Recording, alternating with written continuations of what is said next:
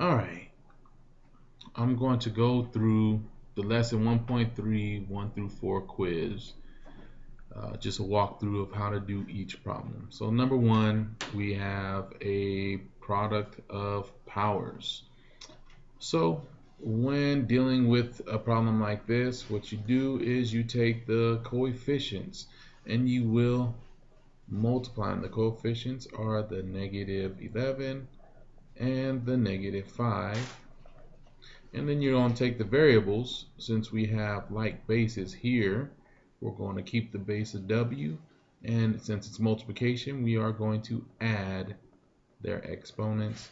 And then x has no common or like term or factor, so we just leave that alone. So here we go. We're going to end up with a positive 55, w to the 7th, x to the 4th.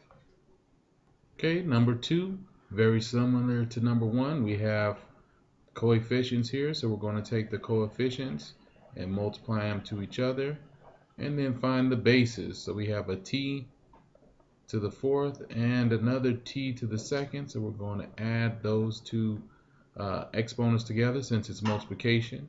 We have a v to the 5th and a v to the 5th, so we're going to keep the base v and add the 5 exponents from both of the v terms. So we're going to end up with 30, because 10 times 3 is 30, 4 plus 2 is 6, 5 plus 5 is 10, so you get 30 t to the 6th, v to the 10th. Okay, number three, we have 18v to the 5th divided by 9v. So again, we use the coefficients, but this time we're not multiplying the coefficients, we are dividing the coefficients. So I'm going to have the 18 divided by 9, and then take the powers right here. We have a common base of v, or the same base of v. We have a 5, and we have a 1 here. So, and since this is division, we are subtracting the exponents, thus giving us 2v to the 4th, because 18 divided by 9 is 2, and 5 minus 1 is 4. Number 4, again, we have a quotient of powers of 5 to the 9th power divided by 5 to the 3rd power. So since they have the same base, we're going to keep that base of 5 and then subtract the exponents. So what we end up with is 5 to the 6th power. You can multiply that out if you want, but right now we're just seeing, do you know the rules? So 5 to the 6th. Another example of a quotient of powers. We have the same base of n, so we keep that base of n, and we're going to subtract the exponents. So 19 minus 11 gives us n to the 8th power. Okay, switching gears now, we have a power raised to a power raised to another power. So this is a power of a power. So basically what we do is keep our base 3 and multiply each of the exponents. So we're going to multiply the 2 times 3, which gives us 3 to the 12th. And again, you can multiply this out, but I'm not really looking for that skill right now. So 3 to the 12th power is fine. And now 7. This one is another product of powers.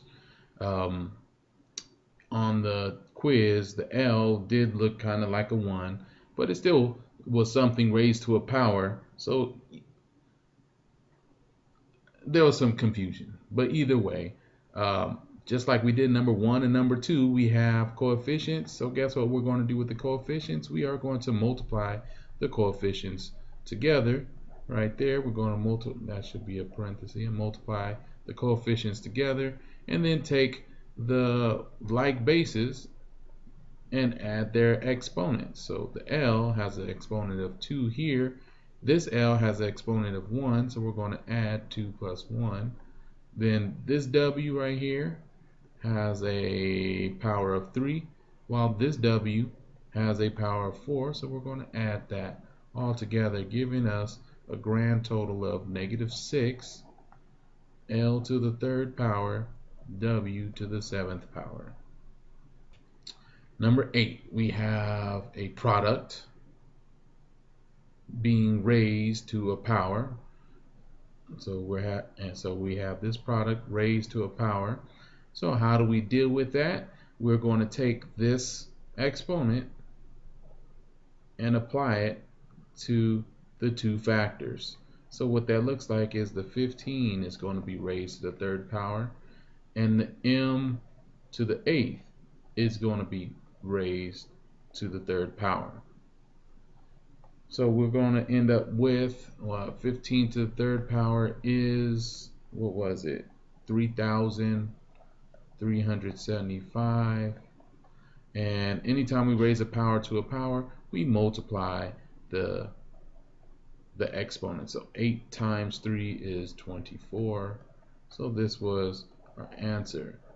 I did accept for most of the credit if you just left it at 15 to the third power m to the 24th. But in reality, anytime we have these coefficients, they want you to actually multiply them out. Okay, number 9 is a quotient of powers. How do I know? It's because we have two powers being divided.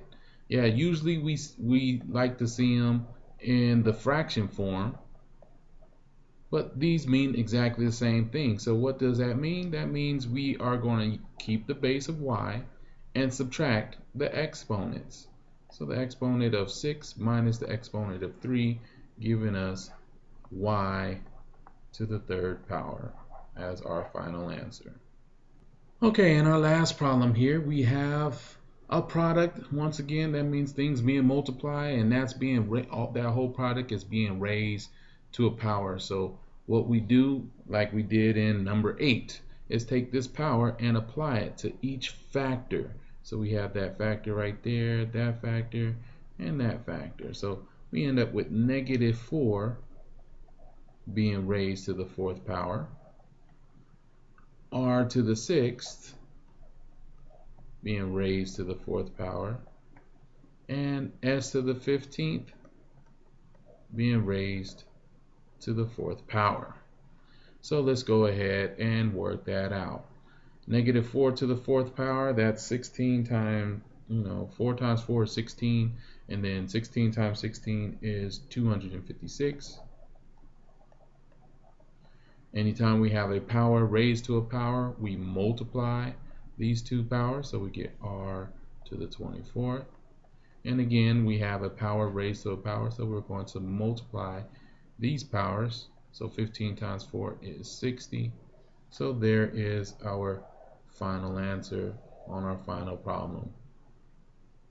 There you go.